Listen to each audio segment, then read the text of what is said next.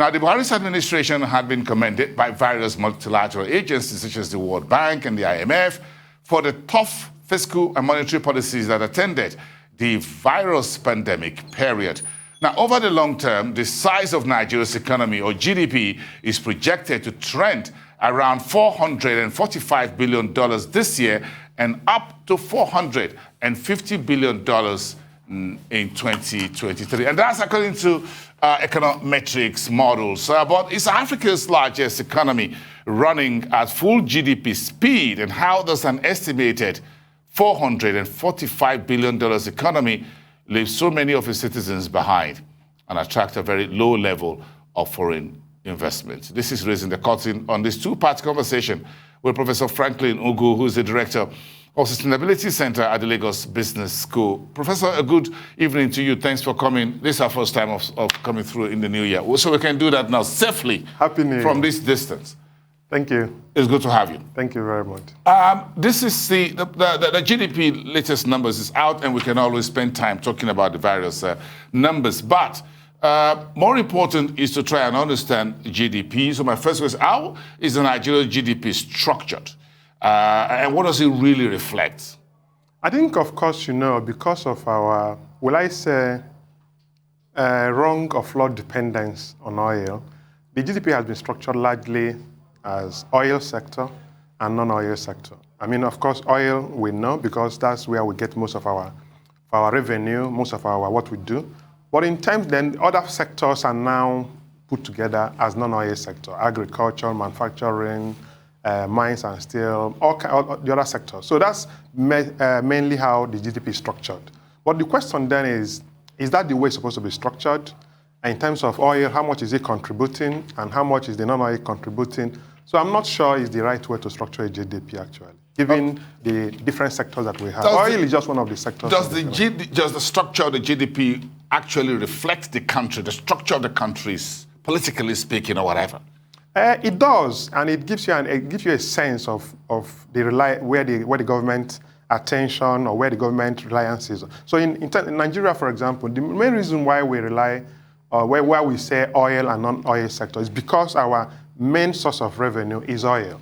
But in terms of the contribution to GDP, oil is just contributing less than 6%. So the question then is, should that be the way to structure a GDP? And as I said, the reason why we do it like that is because we rely on oil as our main source of revenue. But it's not the way. But so it gives us a sense of where we are going or where the government is paying more attention. But it also gives you an insight in terms of where you should be paying attention. If there's a problem, or if the current GDP is not well structured, will that affect the output?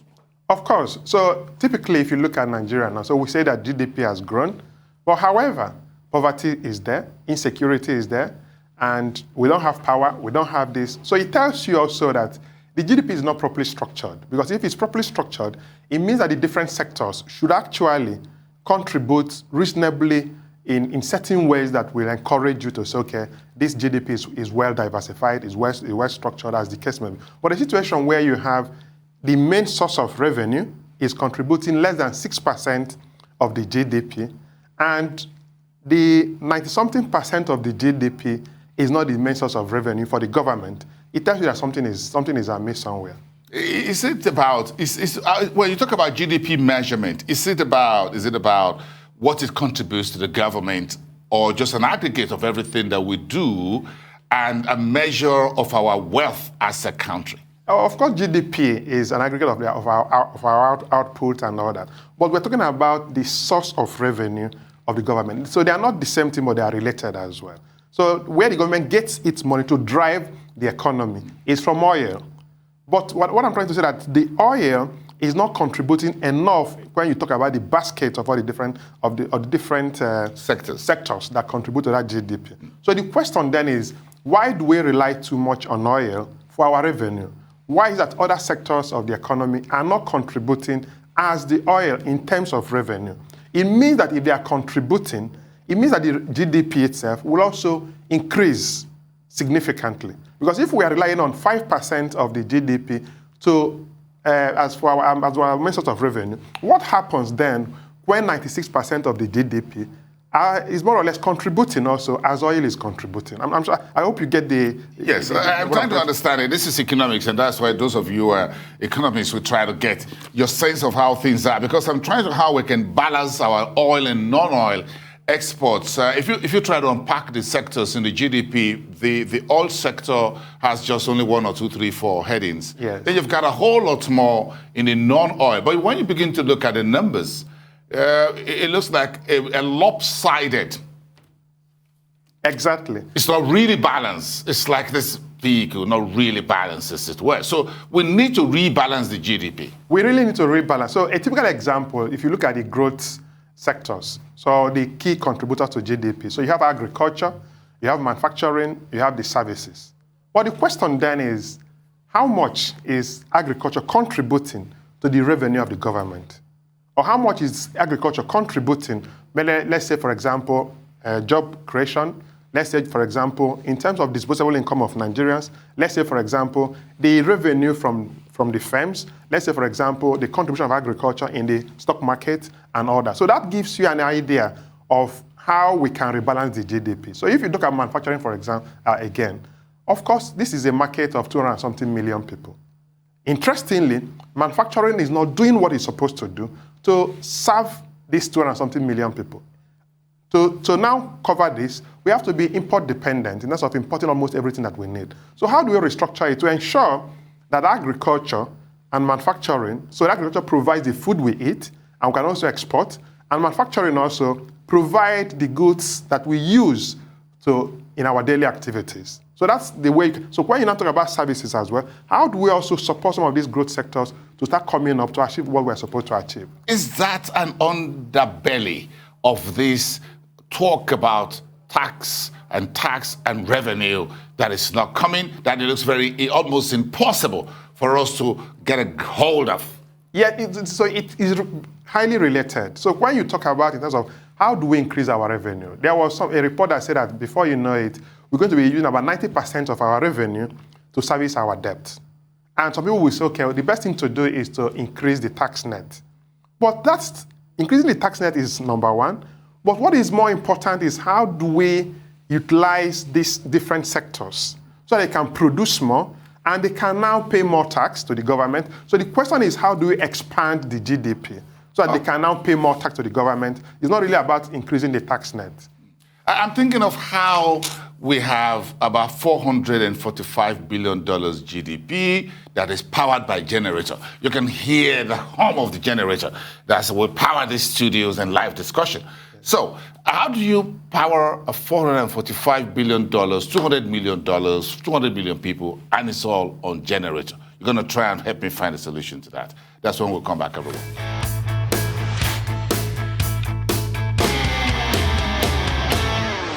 Yeah, Nigeria's economy, both formal and informal, are basically run on generators for a country that produces the largest crude oil in Africa and the 6th producer globally. Let's get more insight into the country's GDP that is diversified yet performing well below its capacity. Rounding off with my guest, Professor Franklin Ngwu of the Lagos Business School. Prof, let's get this going we'll talk about the structure and all of that. But this is a GDP powered by generator or powered by electricity? It's supposed to be powered by electricity. But of course, mainly we use generators in Nigeria. So if we are producing only 4,000 megawatts in a country of 200-something million people, then you're using generator mainly to achieve about $400-something billion. So what happens then when you now power it with electricity? It tells you that the GDP that we're going to have will be running into trillions of dollars. Does anybody care? Because we spend more time talking about petrol, whether it is imported or the refineries, rather than talking about sustainable electricity. What should we be talking about and working on? I think we should. Petrol, I'm sure you will agree, is just, insignificant component of our energy requirement. So what we should be talking about is our sustainable energy mix that will ensure that the economy is really powered by this energy mix. So interestingly, I think 2 days ago, the Geometric took over the catchment area in Aba, that is Abia State, which will cover about 9 local governments in Nigeria. It means that 9 local governments will now be able to have 24 hours electricity. It means that the economy of that 9 local governments will definitely exponentially grow. So how do we now, the conversation should be on how do we diversify our sources of energy in terms, as I said, energy mix, not focusing on petrol. The reason why we focus on petrol is because our source of revenue is more from crude oil. And of course, but in reality, that's not what we're supposed to be looking at. We've talked about diversify. So we have a diversified GDP. Yes. But we don't having a diversified and sustainable energy source or resource that can power the GDP. So technically, whether the GDP is $1 billion, is $455 billion, we're not having a GDP that is optimal. It's optimal is you're being very optimistic and very, very ambitious. The GDP is highly, highly, highly underperforming in the sense that you're using only 4,000 megawatts. Imagine when you have maybe 30,000 megawatts, 25,000 megawatts, 50,000 megawatts to really power the economy. When you're reading and you have generator by your bedside, you don't really understand very well as compared to when you are reading with normal electricity. The assimilation, the comprehension, everything becomes better. So it's the same thing as when we now have proper energy mix, and then how do we now use it to now power the different sectors of the economy?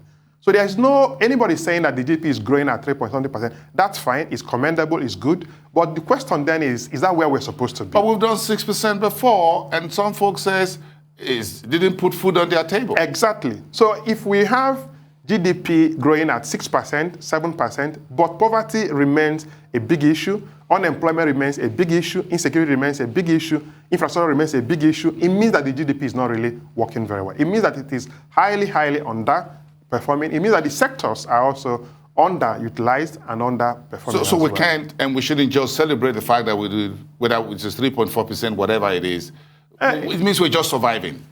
We're not sweating the assets. We are not sweating the assets, and we are not even because the GDP is the asset. Yes, exactly. We are not even the sectors which are the components of the GDP. Yes. Are the assets. So it's not even that we are not really surviving, because if we are surviving, it means that the poverty will not be increasing the way it is increasing. It means that the unemployment will not be increasing the way it is increasing. If you advertise for one job, if you know the number of applicants that you receive, you'll be surprised, and you'll be getting people engineering, project management, finance, for maybe a job that is maybe for political science graduate or something like that. It then means that all these graduates, all their skills are not properly utilized in the sectors where they are supposed to be utilized. So what we are supposed to be focusing on is how do we rethink to support these sectors to grow and give us the revenue as compared to others. What sectors should we be focusing on, and very quickly, and why?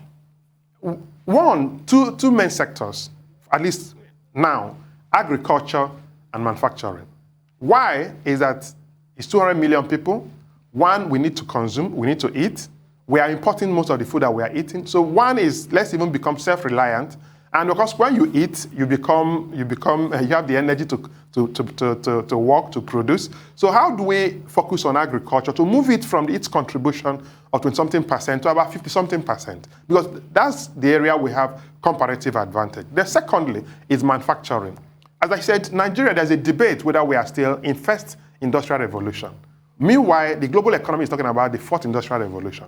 So if we are not sure if we are in first, it then tells you the enormity of the problem. Now, what we are supposed to be rethinking is how do we jumpstart the manufacturing, at least to give us the basic raw materials or the basic products that will be used for maybe second industrial revolution, third industrial revolution as we move forward. And that we now, when you talk about agriculture and industrial industrial manufacturing, yes, it means that unemployment will immediately go down. It means that insecurity will immediately go down because the unemployed will be absorbed, the insecurity will go down, and more people will now, so it's cyclic. It will now contribute more to better economy and better GDP. GDP is basically, is a government business or a private sector? Who should be driving it? It should be driven by mainly the private sector, supported by the government in terms of providing the necessary fiscal, monetary, and supply side policies that will support the private sector to do well. But that's not what we have. We don't really, we seem to have a confusing or conflicting arrangement, whereby in some sectors, The government is still in the driver's seat. In some sectors, maybe the private sector is doing well, like the financial sector, like the telecommunications, and maybe other areas. But in some sectors, like the mines and steel, the government needs to relinquish and support that sector to really grow, because it's a sector that can really do well. The agriculture, the government is doing well, is trying to support the agriculture, but they can do a lot better, particularly at the level of the state governors and local governments. But mining is a game changer. Exactly, it is. It is. I mean, it's of course. Let me also say, of course, we've been inviting different ministers to Lagos Business to come and talk to us on a monthly basis. And we had the Minister of Mines and Steel, and he gave a good presentation in terms of what they are doing, and he has moved it from, I think they're generating about close to 8 to 9 billion now. Imagine if mines can generate about 1 trillion. Telecoms generate far more than mining. But mine has a lot of potential and opportunities than even telecom. For job creation. For job creation. Far more than telecoms. Exactly. So the question is, what can we do in terms of reform to ensure that the mines and steel sector is really supported to do what they can do? We can do $1 trillion GDP. Exactly. Can't we? We can do more than $1 trillion. If we are achieving almost $500 billion with generators, imagine what we can do when we have proper energy mix that will support this GDP. So what we are supposed to do is to see how, as I said, what happened in Aba, how can we do it in different parts of Nigeria, so we can have catchment electricity producing areas where they can generate, they can transmit, they can also distribute as well, which we give. So if we combine that with industrial zones, it means that each different parts of Nigeria will be industrialized to really support the economy, and the GDP will definitely grow. Are you seeing us heading in that direction in which we allow the private sector to take the driver's seat rather than the government in order to restructure the GDP and fund it? I think we are moving in that direction, but the government needs to do more, as I said, in certain sectors to really allow the private sector to take the driving seat. Many Nigerians will disagree with you. What are you seeing? In some sectors, as I said, in some sectors, they are allowing the private sector to take the driving seat. But what they are not doing well is in terms of the policies that will support this sector to do well. We have policies on paper. No, that's what I'm saying. There's a difference between policy formulation and policy implementation. So what we're supposed to be looking at, the policy formulation is good, but in terms of the implementation, how do we encourage more private sector, public sector collaboration and dialogue to enable the private sector to really do a lot better than they're doing at the moment? Interesting. Whenever we have the next GDP numbers, we've got to call on you to, again, talk about this. But it looks like it goes to the whole underbelly in which decisions are made, not from an economic point of view, from a political point of view. Is that a problem for the GDP? It is. Because, of course, the economic decisions are determined by the politics. But the policy is determined by other factors. So the question is, how do we rethink the structure of governance, the structure of policy making in Nigeria to enable it to be driven purely, or not really purely, but mainly in terms of the economic outcomes that we want to achieve, which will go back to the issue of structure of governance, structure of decision-making process, structure from federal government to state government to local government, to really see that at the end of the day, what we are trying to do is to achieve a better Nigeria in terms of a bigger GDP. Have a great weekend. We thank you for your time tonight. Professor Franklin Thank you for having me. Director of the Lagos Business School.